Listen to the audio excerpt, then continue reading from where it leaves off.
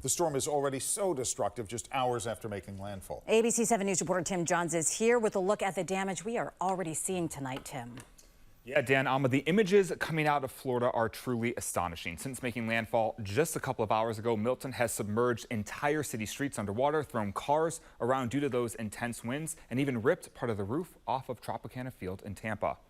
Hurricane Milton making landfall in Florida Wednesday night, leaving destruction in its path. I am scared to death of some of these storm surge levels. The values are absolutely dangerous and deadly. The storm's intense winds and heavy rainfall already causing substantial damage. Earlier in the day, over 100 tornadoes also touching down across the state. Video obtained by ABC 7 News even shows a part of the roof of Tropicana Field in Tampa being ripped off. For days, both state and federal officials have been telling residents to evacuate, warning them of the potential catastrophic consequences if they don't. That time to leave, now over. Don't try to go out now. Don't try to say, I got to get out of here and get to a shelter, because you will die. Among those who fled the Tampa area include former East Bay residents Josie Daldorf and her boyfriend Michael.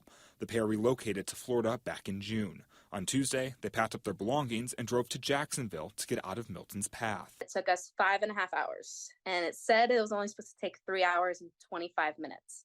But because of all the traffic, everyone evacuating, the craziness of Orlando, then it took us 5.5 hours. Daldorf says coming from California, the back-to-back hurricanes of Helene and now Milton have been terrifying and unlike anything she's ever experienced in the past.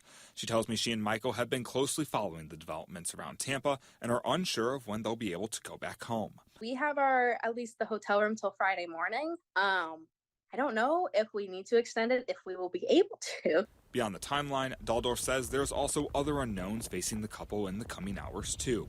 But for now, she's just thankful to be safe. We also don't know what the state of our house will be at when we get back, or if we're going to be able to get back, if the roads are going to be clear or flooded, or if we'll have power.